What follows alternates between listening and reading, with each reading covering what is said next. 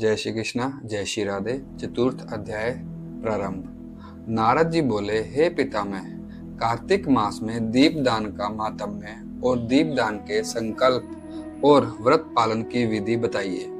ब्रह्मा जी ने कहा, श्री राधा और कृष्ण की प्रीति मतलब भक्ति के लिए कार्तिक मास में सोने या चांदी या तांबे या मणि या मुक्ता या आटा अथवा मिट्टी का ही दीप सामर्थ्य अनुसार दान में दे।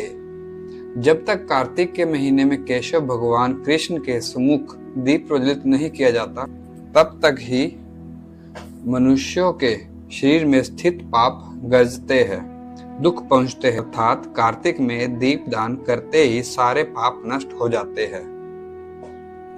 अखंड दीप का दान विष्णु भगवान के पास, देवालय में तुलसी वृक्ष के पास अथवा आकाश में ही करना सब प्रकार से उत्तम है। चौराहे पर या गली में या श्रेष्ठ ब्राह्मणों के घर में या पेड़ों की जड़ पर या गौशाला में अथवा तालाब पर ही किया हुआ घृत युक्त अथवा तिल के तेल से पूर्ण दीपदान महाफल प्रदान करता है। ब्राह्मण के घर में जो कोई कार्तिक महीने में दीपदान करता है, उसे अग्नि होम यज्ञ के फल की प्राप्ति होती है, ऐसा मनीषी पुरुष कहते हैं। जो मनुष्य कार्तिक के महीने में ऊंचे पर आकाश में दीप रखता है, उसके धन धान्य की समृद्धि होती है और वह विष्णु लोक को प्राप्त होता है। अब दीपदान करते समय मंत्र श्लोक कहते हैं, हे दामोदर ईश, तुला राशि में खेल रूप में मैं यह दीपदान आकाश में करता हूँ। हे अनंत, हे अरे, आपको नमस्कार है।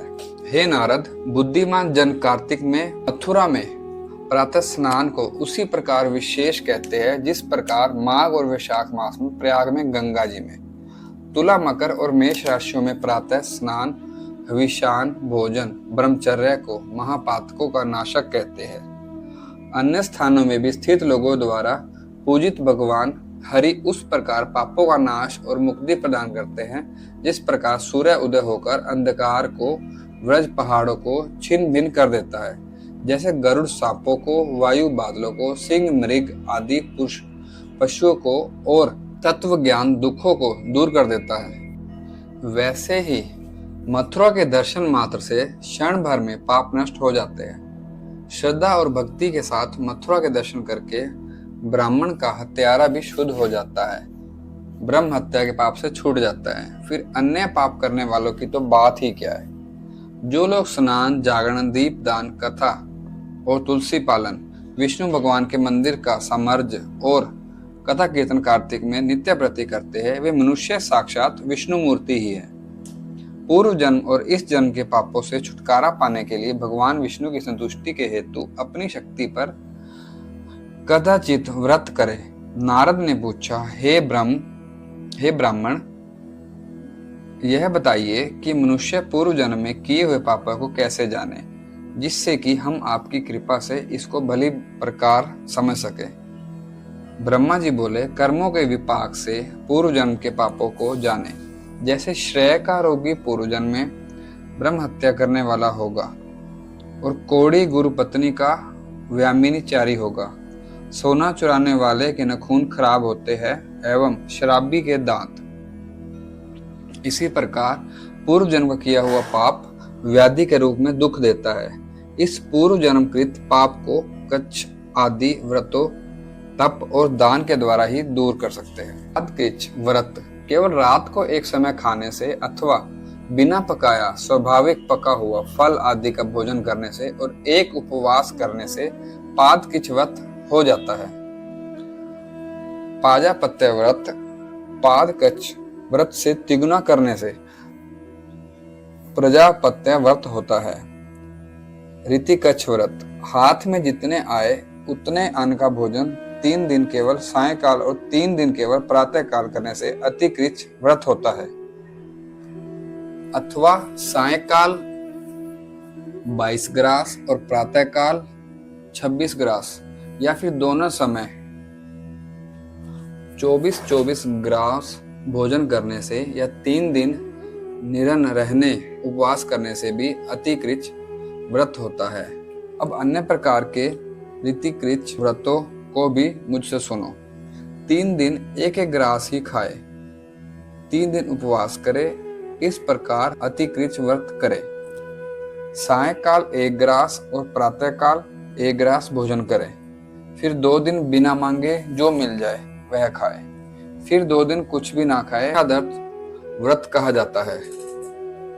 कृच्छाति कृच्छ 21 दिन तक केवल दूध या पानी पीकर रहने वाले कृच्छाति कृच्छ तक व्रत होता है।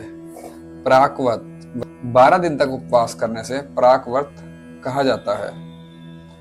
सौम्य कृच्छ 3 दिन कुछ न खाकर चौथे दिन पिन्नी मतलब चावलों को पीसकर बूरा मिलाकर बनाए गए लड्डू या सत्तू खाए और मट्ठा पिए और कपड़ा दक्षिणा में। इस प्रकार एक एक का यथाविधि अभ्यास 3 रात तक करना और तुला पुरुष दान भी करना, यह द्वादशा कहलाता है। कच्छ संतापन गौमूत्र, गोबर, गोदूध, गोदधि और गोघृत और कुशोद पहले दिन खाकर दूसरे दिन उपवास करना कृच्छ संतापन, कृच्छ शांतपन कहलाता है। महाशांतपन शांतपन द्रव्यों के अतिरिक्त 6 दिन तक उक्त प्रकार एवं 7वें दिन के उपवास के सहित किया जाने वाला यह 1 सप्ताह का व्रत महाशांतपन कहा गया है। 3 दिन तक गौमूत्र पिए और 3 दिन तक गोबर पिए, 3 दिन तक दही, 3 दिन तक दूध, 3 दिन तक घी पिए और 3 दिन तक शुचि रखे।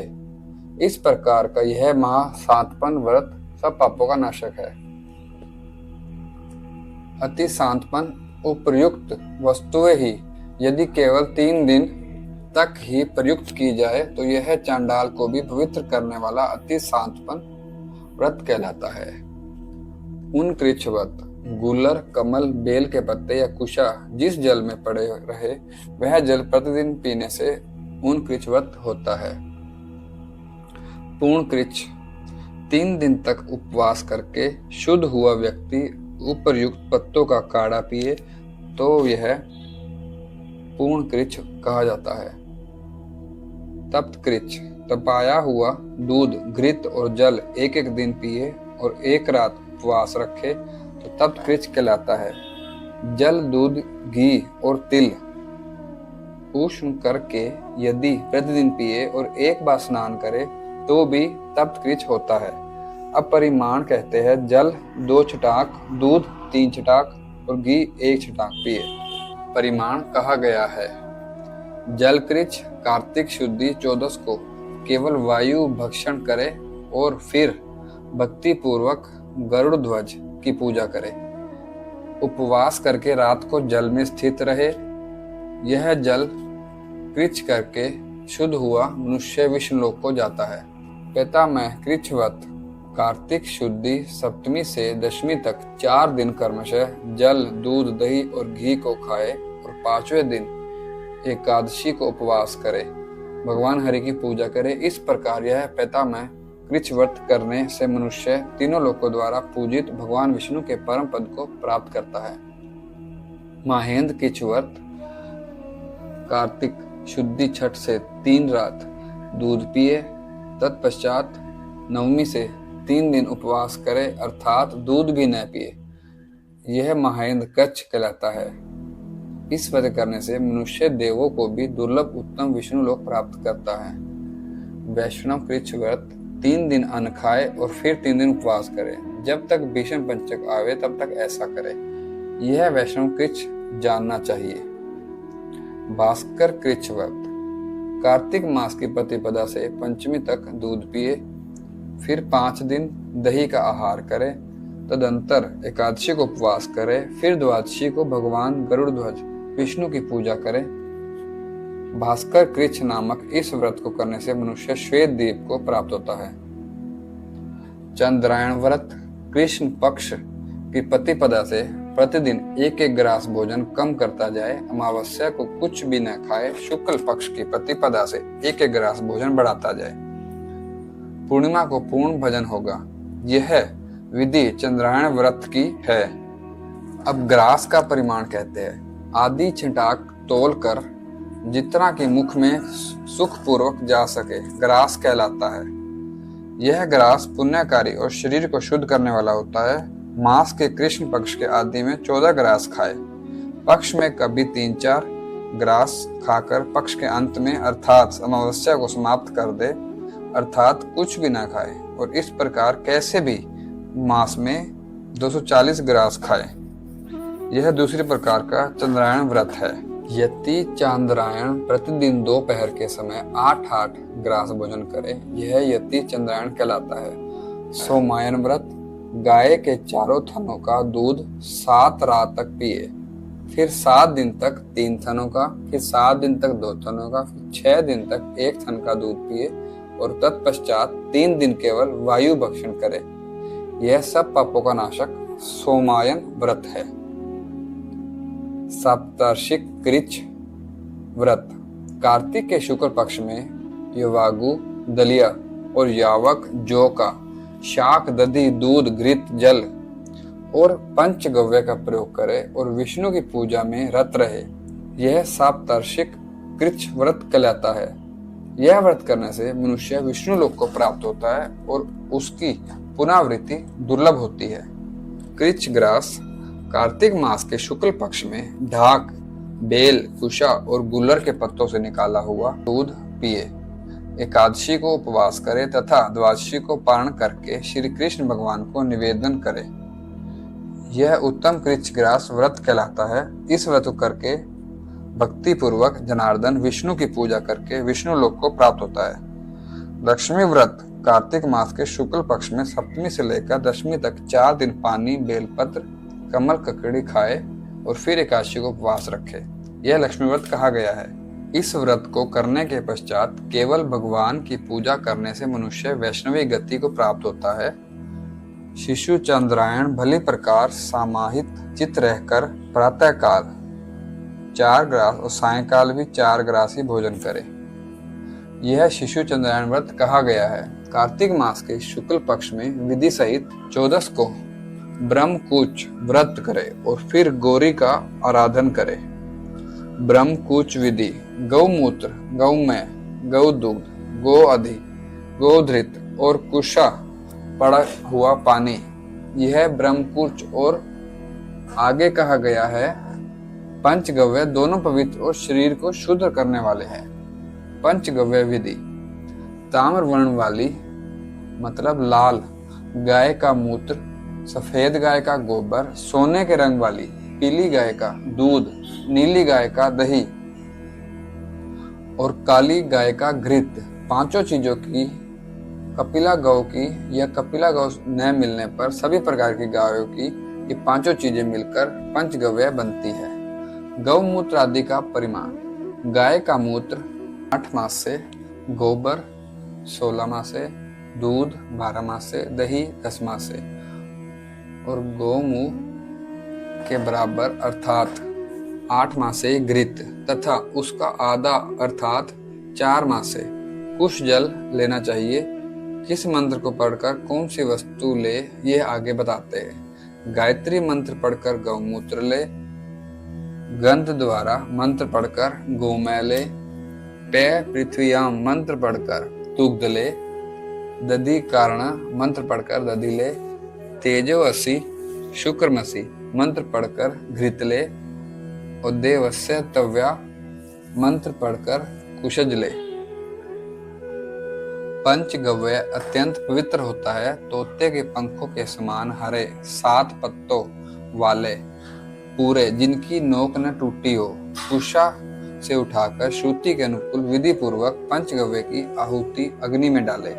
आहुति डालने के मंत्र ये है: ईड़ावती इदम विष्णु मनस्तोके शर्वती शंवती शन इंद्राग्नि इंद्राग्नि भवताम। इन मंत्रों को पढ़कर आहुति डाले और हवन के पश्चात बचे हुए को पी ले। ओम बोलकर मिलावे, ओम बोलकर पृथ्वी पर डाले, ओम बोलकर उठावे और ओम बोलकर ही पी ले। फ्लाश के दोनों अथवा कमल के पत्तों में से सोने के बर्तन में, चांदी के बर्तन अथवा ब्रह्म तीर्थ से लेकर पंचगव्य को पिए। 1 दिन और एक रात विशेषकर पूर्णमासी को उपवास करके कार्तिक स्नान करता पंचगव्य पिए। यह ब्रह्मकुच विधि कही गई है। कार्तिक मास के शुक्ल पक्ष में ब्रह्मकुच व्रत में स्थित हो आंवला, पीपल और तुलसी का भली प्रकार पूजन करें। इन पूर्वोक्त वृक्षों के नीचे फल, मूल या दही, भात और गन्ना दक्षिण में देना चाहिए। यह आंवला आदि का सब प्रकार पूजन व्रत करे अंगों सहित वर्णन किया गया है। कृच आदि व्रतों को अंत में सामर्थ्य अनुसार दुधारू गाय का दान करें। यदि गाय का भाव हो तो गऊ का मूल्य निश्चित ही दे। यदि इतना न दे सके तो एक निष्क या उसका आधा या उसका चौथा भाग ही दे दे।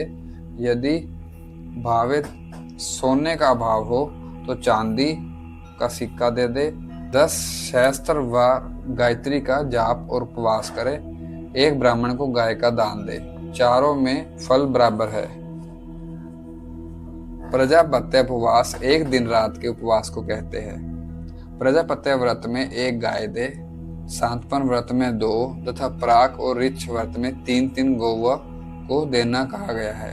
चंद्रायण व्रत में 8 अथवा शक्ति के अनुसार 3 गौवे, चाहे गृहस्थ हो या ब्रह्मचारी, वानप्रस्थ अथवा सन्यासी, चंद्रायण व्रत करके गौदान सभी को करना चाहिए।